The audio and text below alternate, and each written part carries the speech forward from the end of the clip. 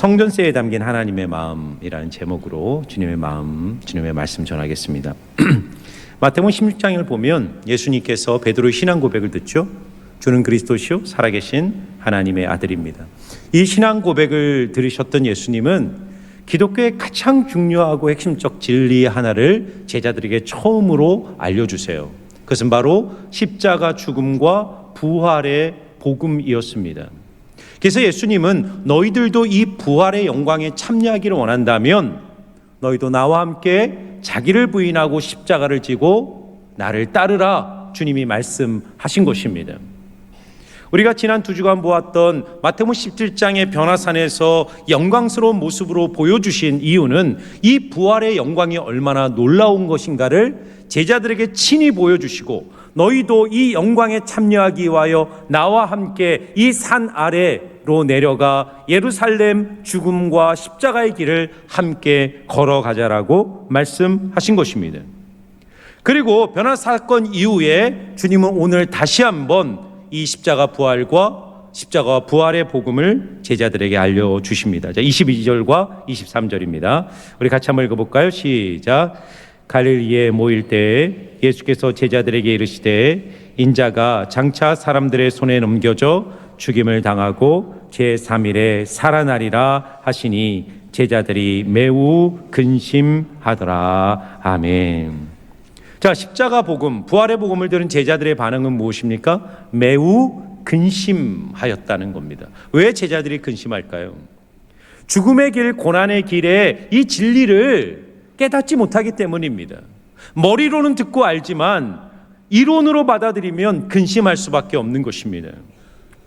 여러분, 기독교 진리를 단지 예수 잘 믿고 이 세상에 복받고 성공하며 살다가 죽은 후에 천국 가는 이야기로 생각하면 기독교 진리가 우리를 근심시킬 이유가 없습니다. 그런데 기독교 복음의 핵심은 뭐냐면 죽고 살자는 이야기예요.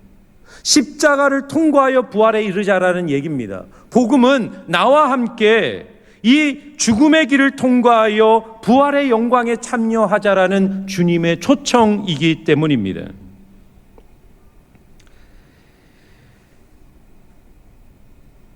이것이 머리로 이해가 안 됩니다. 살아내지 않는 이상, 살아본 이상, 내가 순종하여 믿고 순종하여 그 부활의 영광을 보는 자들만이 이 길의 영광이 뭔지 알지, 이론으로 이해하면 마음에 근심할 수밖에 없습니다. 그래서 교회 와서 예수 믿으면 잘 되고 만사형통하고 기도응답 받고 주님이 내 모든 문제 해결해 주고 이런 메시지 들으면 왜 근심합니까? 근심할 이유가 없죠. 그런데 자기를 부인해야 됩니다. 자기 십자가 져야 됩니다. 이런 얘기하면 아멘이 안 나오는 겁니다. 불편한 거죠. 예수님은 제자들에게 이 진리를 정확하게 각인시키기 위하여 오늘 다시 한번 오늘 갈릴리 일상의 자리에서 발생한 한 가지 사건을 통해 이 진리를 전하는 것입니다. 오늘 이 사건을 통해 오늘 우리에게 전하고자 하는 예수님의 마음이 무엇인지 여러분과 함께 나누고자 합니다. 자, 첫 번째는요, 우리 같이 한번 따라해 봤으면 좋겠습니다. 혈기를 따르지 말고 진리를 따르라. 자, 24절인데요. 제가 한번 읽어보겠습니다. 가버나움에 이르니 반세계를 받는 자들이 베드로에게 나와 이르되 너의 선생은 반세계를 내지 아니하느냐. 자, 지금 어떤 일이 벌어지냐면 갈릴리에 도착했던 예수님과 제자들 일행에 반세계를 받는 자들이라고 말하는 이 사람들은 한마디로 얘기하면 세금 징수원들입니다. 세금 징수원. 세금쟁이들이 베드로에게 다가와 시비를 거는 겁니다. 왜 너의 스승은 반세계를 내지 않느냐. 이 반세계라는 것은 뭐냐면 출애굽기를 보면 이것은 바로 성전세를 말하는 것입니다. 20세 이상의 유대 남자는 1년에 한 번 반드시 성전세를 세금으로 내야 되는 겁니다. 성전을 유지하고 보수하고 성전에서 이루어지는 모든 제사를 관장하기 위한 모든 비용을 국민들이 세금을 통해 부담하는 것이죠. 지금 세금 징수원이 바로 이 반세계를 내라는 겁니다. 왜 안 내느냐는 겁니다. 만일 너희들이 반세계를 내지 아니하면 율법을 어기는 범법 집단이라고 몰아붙이는 것입니다. 이에 대한 베드로의 반응이 무엇인가요? 25절입니다. 이르되 내신다 하고 집에 들어가니. 자, 여러분, 당시의 상황을 한번 잘 상상하면서 이 메시지를 한번 보세요. 왜 세금 안 내냐? 왜 반세계를 안 내냐라고 따지는 이 세금 징수원에게 베드로가 내신다 이렇게 얘기했습니다. 어떻게 대답했을까요? 잘 내겠습니다 이렇게 얘기한 게 아니라 내신다 아마 이랬을 겁니다. 그리고 한마디 딱 쏘아붙이고 문을 꽝 닫고 집에 들어가 버린 거예요. 예수님이 계신 집에 들어간 겁니다. 여러분, 지금 베드로가 왜 기분이 상했습니까? 베드로가 마태복음 16장에서 예수님을 어떤 분으로 고백했냐면 주는 그리스도시요 살아계신 하나님의 아들입니다. 이 말은 뭐냐면 당신은 왕이십니다. 당신은 만왕의 왕이십니다라는 고백으로 주님께 고백한 거예요. 그리고 그 고백을 예수님은 마치 확증해 주듯이 산 정상 위에서 영광스러운 모습으로 변화되셨단 말이죠. 그리고 산 아래 내려와서는 말씀 한마디로 귀신을 제압하신 그런 만왕의 왕이신 예수님을 베드로는 방금 전에 며칠 전에 보고 그 주님을 따르면서 이 베드로의 마음에 어떤 생각이 있었습니까? 우리가 누구냐? 우리는 만왕의 왕이신 예수님을 따르는 사람들이라는 자부심으로 충만했을 거예요. 그런데 그런 우리를 알아보지 못하고 겨우 반세겔 문제를 가지고 와서 우리에게 시비를 걸어 이것들이 우리를 뭘로 보고 마음이 상한 거예요. 그리고 짜증을 내면서 내신다 하면서 문을 꽝 닫고 예수님께로 간 것입니다. 베드로가요 자신감 있게 내겠다라고 소리는 쳤는데 문제는 뭐죠? 돈이 없는 겁니다. 낼 돈이 없어요. 만일 돈이 있다면 뭐가 문제가 됩니까? 딱 지갑을 꺼내서 나와 우리 예수님 12제자 13명 얼마냐? 일시불로 딱 그 자리에서 카드 딱 긁고 끝 딱 하면 얼마나 좋습니까? 그런데 소리는 쳤는데 낼 돈은 없는 겁니다. 그러니까 괴로운 거예요. 여러분 보세요. 그리스도인들의 인생의 고민이 뭐죠? 믿음만큼 현실이 따라주지 않는 겁니다. 왕이라 믿는 예수님을 따르는데 현실에는 세금 몇 푼 때문에 시비에 걸리고 있는 것입니다. 이게 어려운 거예요. 주님이 뭐라 그랬다고요? 누구든지 나를 따라오려거든 자기를 부인하고 자기 십자가를 지고 나를 따르라고 할 때 여러분 우리가 십자가를 지고 주님을 따르는 삶의 세팅이 뭐라고 생각합니까? 북한이 쳐들어와서 총칼을 거누면서 너 예수 믿고 교회 가면 너 죽인다. 이게 아닙니다. 우리가 져야 될 십자가, 자기를 부인하며 주님을 따라가는 그 순교의 현장은 여전히 가시처럼 나를 찌르며 달려드는 일상의 작은 사건들과 까다로운 관계 속에 우리가 날마다 살아간다는 거예요. 어떤 우리? 영광의 주님을 보고 만왕의 왕이시고 온 우주를 창조하신 그 하나님을 나의 주님으로 믿고 고백하는 우리가 살아내야 되는 삶의 자리는 자질구레하고 사사로운 일상의 문제들로 우리가 휩싸여 있다는 거예요. 여러분들 오늘 예배를 통해 은혜를 받고 또 성찬을 통해 부활의 주님의 위로와 임재로 충만하여 정말 버스를 이제 차를 타고 집을 가는데 그 차에서 남편이 던진 말 한마디에 마음이 팍 상해버리는 거예요. 왜 운전을 그따위로 하느냐고. 믿는 부모답게 정말 자녀를 좀 말씀과 진리로 잘 양육하고 싶은데 자녀들이 내 마음을 몰라주고 속을 뒤집어 놓는 겁니다. 믿음의 부모이기 때문에 말씀으로 키우고 싶지만 세상에서 수많은 부모들이 자녀들을 키우는 모습을 보니까 그 안에서 끊임없이 갈등하는 내 자신을 발견하는 것입니다. 제자도는 바로 이 자리에서 시작이 되는 거예요. 여러분 오늘 베드로의 문제가 뭐죠?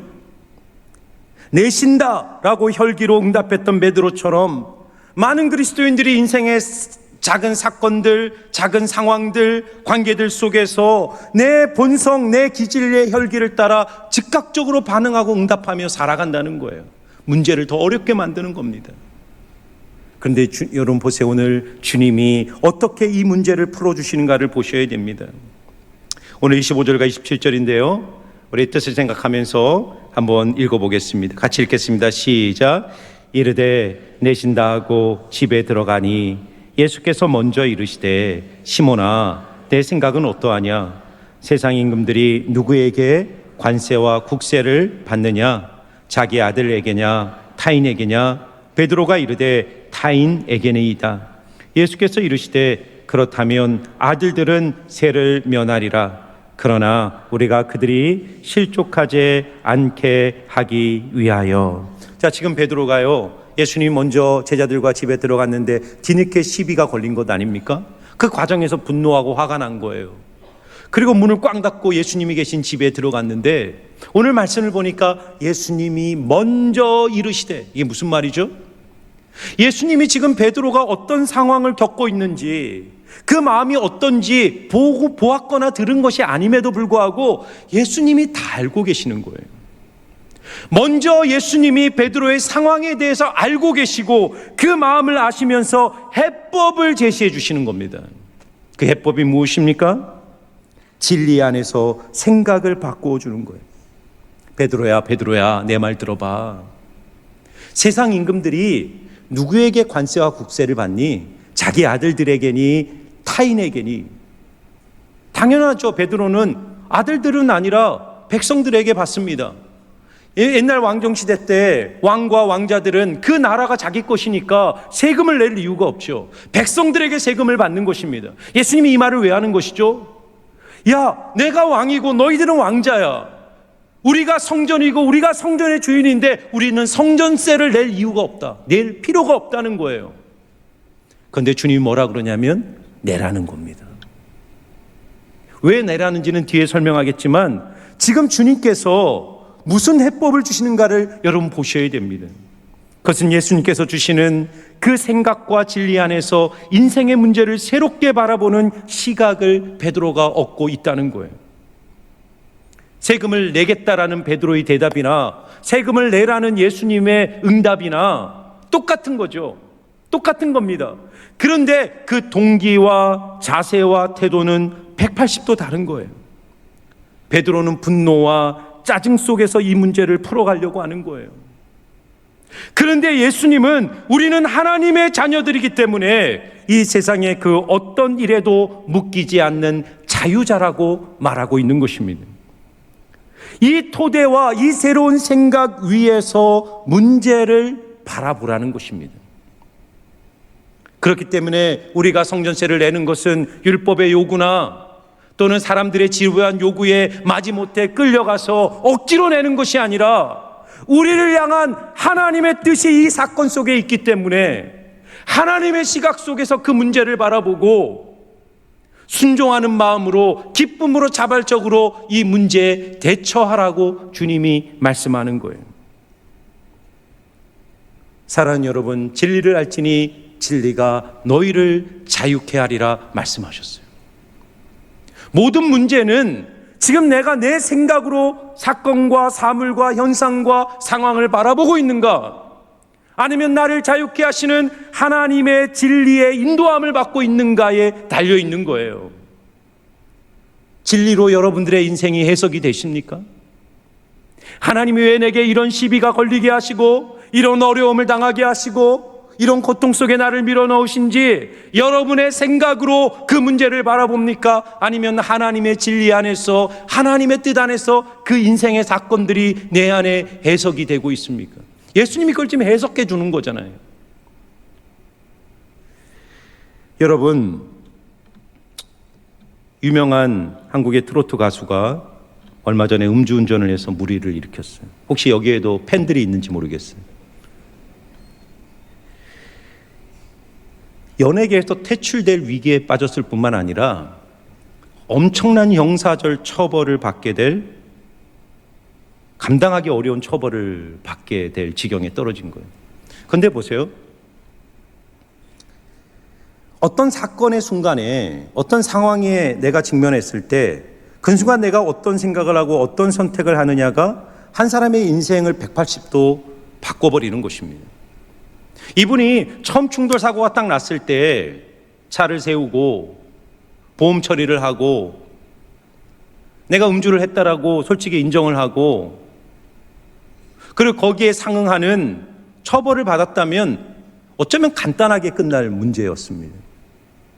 그런데 그 순간 자기의 욕심과 자기의 생각을 앞세워 이 문제를 피하기 위해 거짓말을 낳으면서 감당할 수 없는 죄가 불어나면서 엄청난 위기에 스스로를 밀어넣는 어리석은 모습을 우리는 보고 있지 않습니까? 그 출발이 뭐죠? 생각입니다. 생각.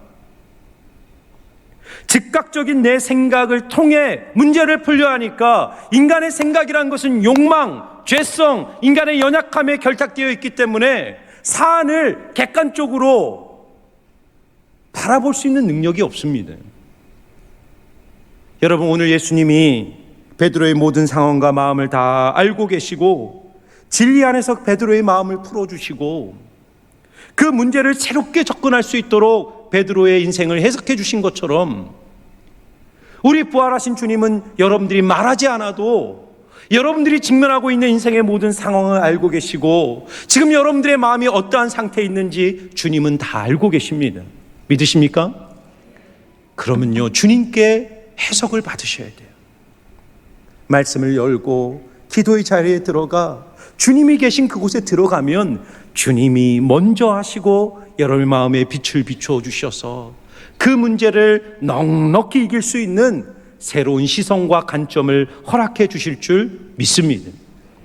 자, 두 번째는요, 따라해 보세요. 오름의 관점이 아닌 사랑의 관점으로 행하라. 자, 보세요. 예수님은 왕이시고 성전의 주인이시니까 성전세를 낼 필요가 없다고 말씀하신 거예요. 그런데 내라는 겁니다. 왜 내라고 그러죠? 27절을 보시기 바랍니다. 주님이 성전세를 내라고 하신 이유가 바로 여기에 있습니다. 그러나 우리가 그들이 실족하지 않게 하기 위하여 성전세를 내라는 겁니다. 여러분, 잘 들어보세요. 예수님은 우리와 똑같은 일상을 살아내면서 어떤 문제와 어떤 상황을 바라보는 시각과 선택의 기준이 너무나도 분명했습니다. 예수님은 옳고 그름의 시각으로 문제나 사람을 바라본 적이 없어요. 만일 예수님께서 옳고 그름의 문제로 이 사안들에 대해서 해법을 줬다면 내지 마, 내면 안 돼, 낼 필요 없어요. 왜요? 내가 성전의 주인인데, 우리가 성전인데, 우리가 왜 율법의 열매여서 성전을 내는 거예요? 그것은 율법주의 메인 이 유대인들이 할 일이지 하나님의 자녀들인 우리는 성전세 낼 필요 없어. 이게 옳고 그름에서 나오는 해법이죠. 그런데 주님은 왜 성전세를 내라고요? 그들을 실족하지 않도록, 그들이 상처받지 않도록, 그들이 낙심해서 구원에 멀어지지 않도록, 그들이 기독교 복음의 귀가 닫히지 않도록 나의 오름이 맞지만 나의 오름을 내려놓고 기꺼이 그들을 섬기며 그들의 유익을 위해 내가 손해보고 희생하겠다고 말씀하시는 겁니다. 여러분 보세요. 예수님 이 세상에서 옳은 분이 한 분 있다면 예수님 한 분밖에 없습니다. 누가 옳습니까? 이 세상에 다 죄인인데. 다 우리가 교만하기 때문에 내가 옳다고 생각하는 것이지 하나님의 빛 앞에 내 자신을 비춰보면 이 세상에 옳은 사람이 누가 있습니까? 옳은 분이 한 분 있다면 이 역사와 이 우주와 세계 속에 유일한 존재는 예수님 한 분밖에 없는 거예요. 그런데 여러분, 그분이 자신의 옳고 그름의 인생의 원칙을 삼고 그것을 관철하기 위하여 이 세상에 오셨다면 예수님은 절대로 여러분과 저를 위하여 십자가에 달려 죽지 않으셨을 거예요. 반대로 여러분과 저를 십자가에 매달아 우리를 심판하시지 않았겠습니까? 그것이 그분의 옳음이고 그분의 정의고 그분의 원칙을 지켜내는 싸움 아니겠습니까? 그런데 주님은요, 그렇게 우리를 보시는 게 아닙니다. 왜 내가 달려야 될 십자가, 내가 받아야 할 형벌을 예수님이 십자가에서 그 형벌을 다 받아내실 수밖에 없었습니까? 옳음과 그름의 원칙으로 인간을 바라보는 것이 아니라 사랑의 관점으로 우리의 구원과 우리의 치유와 우리의 유익을 위해 주님께서 사랑의 관점으로 우리를 바라보시고 그 길을 선택하셨기 때문이에요. 여러분 잘 들어보세요. 성도는요, 옳고 그름을 따라 생각하고 말하고 행동하는 사람이 아닙니다. 우리가 예수 믿기 전에는 그럴 수 있어요. 그러나 예수를 믿고 내가 죄인이라는 사실을 깨달았고 내가 하나님의 절대적 은혜로 구원받았다는 사실을 정말 깨달았다면 옳고 그름의 시각을 내려놔야 됩니다. 여러분, 사도 바울이 고린도서 10장 23절과 24절에 매우 중요한 인생의 원칙 하나를 우리에게 알려줍니다. 우리 같이 한번 읽어볼까요? 같이 했습니다. 시작. 모든 것이 가하나 모든 것이 유익한 것이 아니요 모든 것이 가하나 모든 것이 덕을 세우는 것이 아니니 누구든지 자기의 유익을 구하지 말고 남의 유익을 구하라. 여러분, 바울이 지금 예수님과 같은 얘기하는 거예요. 야, 우리는 하나님의 아들이고 우리에게는 어떤 제재도 없어. 우리는 율법에 매일 필요도 없고 우리는 이 세상의 규율이나 규정에 얽매여 사는 인생들이 아니니까 우리에게는 모든 것이 가하다는 거예요. 우리는 자유인이라는 거예요. 그러나 모든 것이 가하지만 모든 것이 유익한 것이 아니고 모든 것이 가하지만 모든 것이 덕을 세우는 것이 아니니 누구든지 자기의 유익이 아니라 다른 사람의 유익을 위하여 생각하고 행동하라는 겁니다. 이 말을 하게 된 배경이 있어요. 고린도시에 있던 고린도 교회 안에 영적으로 성장하다가 큰 문제 하나, 이슈 하나로 교회가 두 쪽이 갈라져서 피 터지게 싸우는 겁니다. 그 이슈가 뭐냐면 당시 고린도시에는 제우스 신상에게 바쳐진 그 우상 제물 고기들이 그 제사를 드린 이에 시장에 유통되면서 이 고린도 교회 안에 성도들 안에 이 이슈로 갈등이 생긴 거예요. 두 파로 갈라진 겁니다. 유대인 그리스도인들은, 유대인이었다가 그리스도인 된 사람들은 정확한 지식이 갖고 있었어요. 그들은 오름이 뭔지 알았어요. 제우스 신상? 그게 뭔데? 그건 돌덩이에 불과해. 이 세상에 신이 어디 있어? 하나님 한 분 외에는 세상의 모든 우상들은 헛것이야. 그러니까 그까지 우상에게 바쳐진 고기를 먹는다고 해서 우리의 영혼이나 우리의 양심은 더러워지지 않아. 마음껏 자유롭게 우리는 그걸 먹을 수 있어. 이게 유대인들이 갖고 있었던 오름이었습니다. 근데 이방인들은 어떤 오름을 갖고 있었을까요? 그들은 얼마 전까지만 해도 제우스 신상을 두려워하면서 그 앞에 우상 고기 제물을 바쳤던 그런 이방인들이었는데 어느 날 복음을 듣고 예수님께로 돌아와 회심하게 된 거예요. 그런데 마음에는 여전히 두려움이 있는 거예요. 우상에게 바쳐진 이 고기를 먹었다가는 내 양심이 더러워지고 내 존재가 불결해지기 때문에 우리는 절대로 고기를 먹으면 안 된다라는 것을 주장하기 시작한 거예요. 이 두 가지 의견이 고린도 교회 안에 싸우면서 서로를 비난하고 정죄했던 것입니다. 그때 베드로가요, 고린도전서로 이 편지를 쓰면서 이 문제에 대한 정답을 알려주는 거예요. 바울은 누구의 손을 들어줬을까요? 바울은 유대인 너희들이 맞다는 거예요. 너희들의 지식이 정확하다는 겁니다. 우상은 없다. 우상에게 바쳐진 이방 고기 제물 먹어도 된다. 그런데 바울의 결론은 그게 아닙니다. 너희들이 지식에 맞지만 만일 내가 이 고기를 먹음으로써 고기 먹는 나를 보고 누군가가 실족하고 상처를 받는다면 나는 영원토록 내 입에 고기를 대지 않을 것이다. 바울은 옳고 그름의 관점으로 문제와 사안을 보는 것이 아닙니다. 고기 먹어도 된다. 이게 옳은 거야. 그리스도인들은 성경적 지식 안에서 고기 먹어도 돼. 그러나 이것이 지체들에게 유익을 주는가? 나의 이 옳음을 내세우는 것이 다른 성도들에게 위로와 덕과 사랑과 유익을 주는가를 먼저 생각해 보라는 거예요. 여러분,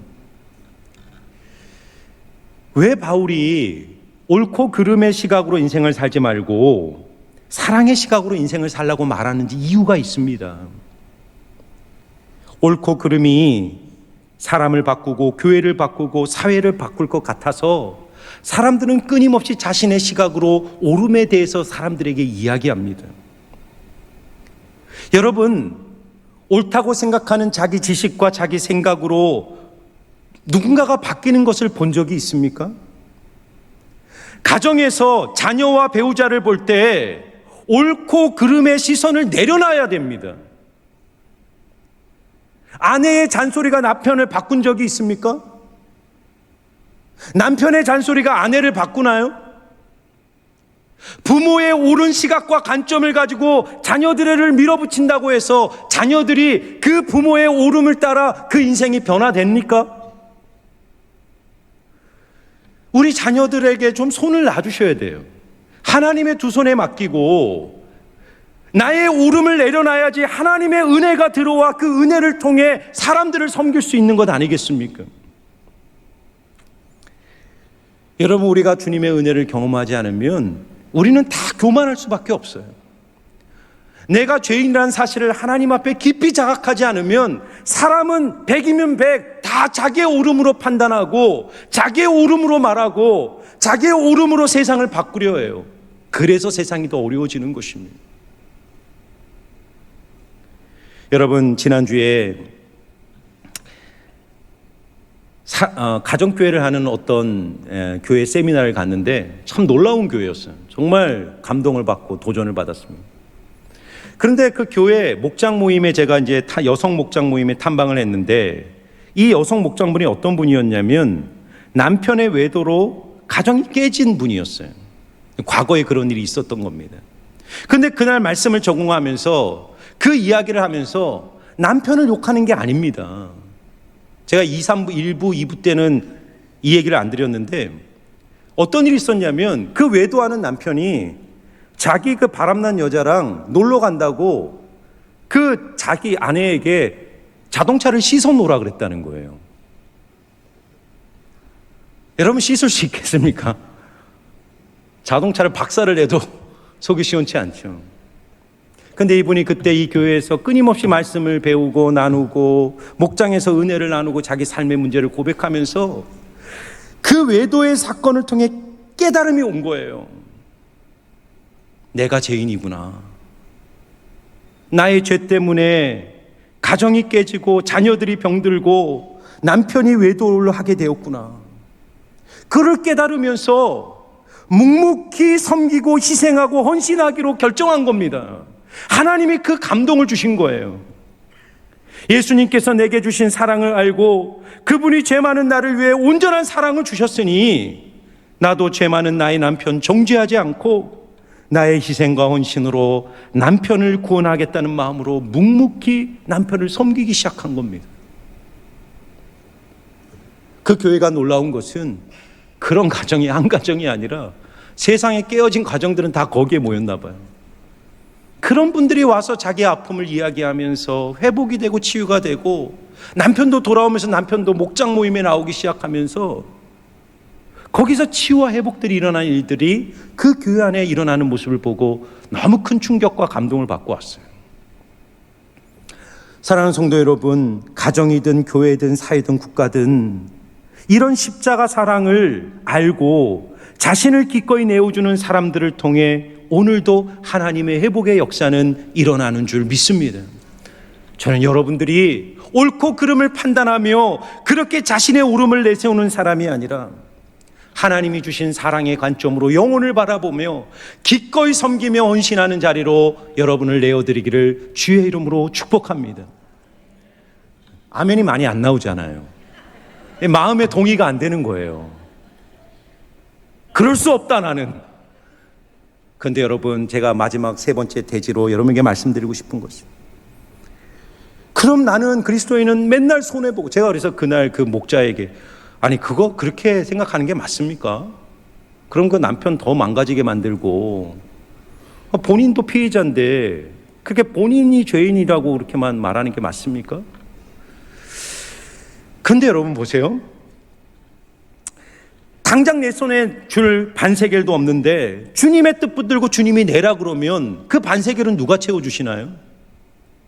그래서 주님이 오늘 세 번째 이 말씀의 결론에서 놀라운 이야기로 오늘 말씀을 마무리 짓는 것입니다. 자, 27절 말씀인데요. 27절 우리 같이 한번 읽어봅시다. 같이 읽겠습니다. 시작. 그러나 우리가 그들이 실족하지 않게 하기 위하여 내가 바다에 가서 낚시를 던져 먼저 오르는 고기를 가져 입을 열면 돈 한 세겔을 얻을 것이니 가져다가 나와 너를 위하여 주라 하시니라. 아멘. 자, 여러분 보세요. 예수님이 참 어떻게 베드로를 인도하시는 보세요. 성전세 낼 필요 없다. 이게 진리로 열어주는 거죠. 우리가 어떤 존재인지를 알고 큰 존재적 시각으로 이 문제를 바라보도록 그 인생을 해석해 주는 거예요. 너와 나는 하나님의 아들이고 성전의 주인이니까 우리는 성전세 같은 거 매일 필요 없어. 그런데 그들을 실족하지 않기 위해서 우리에게 소명이 있고 사명이 있고 하나님에게 감당해야 될 우리 인생의 사명이 있으니까 우리의 오름을 내려놓고 기꺼이 그들을 섬기자는 거예요. 그러면서 너에게 없는 반세계를 내가 해결해 줄게. 그러면서 그 해결의 방법으로 제시한 것이 뭐냐면 참 재미있습니다. 베드로야, 너 지금 낚싯대 들고 갈릴리 바닷가로 가. 그리고 낚싯대를 던져. 그리고 제일 먼저 잡히는 고기가 있을 거야. 그 입을 벌려봐. 거기에 한 세겔 은하가 있을 거야. 그걸 가지고 너와 나의 성전세를 그들에게 갖다 주어라 말씀하십니다. 너무 이상하지 않습니까? 아니, 왜 이런 방식으로 예수님이 이 반세계를 베드로에게 해결해 주려고 합니까? 이게 얼마나 복잡한 일입니까? 그 갈릴리 바닷가에 수억 마리의 물고기가 있을 거고 그 물고기 중에 어떤 물고기가 이 금알을 물고 있는지도 모르는데 어떤 포인트에서 언제 어떤 시각에 던져야지 그 물고기를 잡을지도 모르는데 왜 이렇게 복잡한 방법으로 베드로에게 문제를 해결하려고 합니까? 여러분, 예수님은 어떤 분이죠? 보리떡 5개로 5,000명을 먹이신 주님인데 그러면 거기 밥풀 하나 딱 들고 손가락 딱 하면 이게 밥풀이 은하로 딱 바뀌어서 옛다 이러면 얼마나 좋아요. 우리는요, 기적을 그렇게 생각해요. 내가 기도하면 하나님이 옛다 기적은 없습니다. 여러분, 잘 들어보세요. 우리는 여기서 뭘 질문해야 되면 이걸 질문하게 되는 거예요. 어떻게 처음 잡은 물고기, 그 물고기의 입속에 그 동전 은하, 한 세겔 은하는 그 물고기의 입속에 그 은하가 어떻게 들어가게 됐을까? 어떻게 들어갔을까요? 하나님이 물고기 입을 강제로 벌려서 은하를 그 입에 쑤셔 넣었기 때문에 그 들어간 겁니까? 아니면 베드로가 낚싯대를 딱 던지는 순간 주님께서 이 은하를 물고 있는 물고기를 그 낚시바늘에 딱 걸어 주셔가지고 그 순간 딱 걷어 올린 겁니까? 이건 다 기적이죠. 초자연적 기적이죠. 그러나 여러분, 그렇게 일하는 게 아니에요. 하나님은 모든 것은 우연의 사건들이었을 거예요. 누군가가 갈릴리 바닷가에서 배를 타다가 은하 하나를 흘리지 않았겠습니까? 우연히 흘렸을 거예요. 그런데 마침 그 밑에 지나가던 우연히 물고기 한 마리가 떨어진 은하를 삼켰을 거예요. 그런데 은하가 너무 크니까 목구멍에 넘어가지 않고 그 입안에 이렇게 있다가 또 우연히 그 시간에 마침 베드로가 낚싯대를 던졌는데 그 은하를 물고 있던 물고기가 그 낚싯바늘을 물었을 것입니다. 여러분, 모든 인생의 사건들은 우연의 연속 안에서 일어나는 것이 맞죠. 세상의 사건들은 이렇게 수많은 우연과 우연들이 엮여서 우리의 상황과 환경과 상황을 결정하는 것처럼 보입니다. 그런데 우리가 일상에서 무차별적으로 발생하는 수많은 우연의 사건 속에서 하나님의 생각을 품고 그 뜻에 순종할 수 있는 이유가 무엇인지 아세요? 하나님께서 그 우연 속에서 우리를 향한 그분의 필연을 이루시기 위하여 지금도 내 인생 가운데 일하고 계심을 믿기 때문에 순종하는 자의 인생에 그것이 보이기 시작하는 거예요. 저는요, 이거를 보면서 요한복음 2장에 물로 포도주를 만든 예수님의 사건이 등장했어요. 포도주가 떨어진 겁니다. 근데 예수님이 뭐라 그러냐면 종들에게 항아리, 큰 돌항아리 6에 물을 다 가득 채워라. 힘들게 물을 채우니까 그 종들에게 야, 그 물을 떠서 연회장에게 갖다 줘라. 종이 떠온 물 바가지를 연회장이 딱 먹는데 이게 어마어마한 포도주가 된 거예요. 포도주인 거예요. 그 연회장이 뭐라 그러냐면 야, 이 집주인이 이렇게 좋은 포도주는 감추고 있다가 이제 뒤늦게 좋은 포도주를 내놓는구나. 그러면서 그 성경의 그 사건의 결론이 뭔지 아세요? 연회장은 포도주가 어디로부터 왔는지 모르지만 종들은 알더라. 그 자리에 있는 연회장들, 수많은 손님들, 수많은 사람들은 그 포도주를 우연으로 보겠죠. 그러나 예수님의 말씀에 순종하여 물을 채우고 그 물을 떠다 주었던 종들은 이 포도주가 어디로부터 온지를 정확하게 아는 것입니다. 여러분, 왜 예수님께서 베드로로 하여금 물고기를 잡으라고 하세요? 그냥 손가락 하나 튕겨서 하늘에서 은하 하나 떨어지게 하면 되잖아요. 당장 은하가 필요한데 왜 낚시질 하라 그럽니까? 하나님께서 우리 일상의 자질구레한 사건 속에서 그분의 뜻을 지금도 이루어가고 계신다는 것을 베드로로 하여금 깨닫게 하기를 원하시는 거예요. 근데 그게 누구에 보입니까? 보이는 것도 없고 증거도 없고 확률도 없지만 하나님의 말씀이니까 믿음으로 순종하여 그 순종의 발걸음을 내딛는 자의 인생 속에 전혀 발견될 수 없는 이 은하가 물고기 입속에서도 발견될 수 있다는 사실을 예수님은 제자들의 마음속에 보여주고 알려주기를 원하시는 것입니다. 사랑하는 성도 여러분, 기독교의 핵심 진리는 죽고 사는 겁니다. 죽고 사는 것.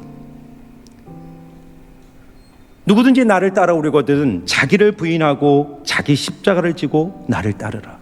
제자들이 근심했다 그랬죠. 여러분, 왜 죽임을 당하고 3일에 살아나는 것이 기독교의 핵심 메시지일까요?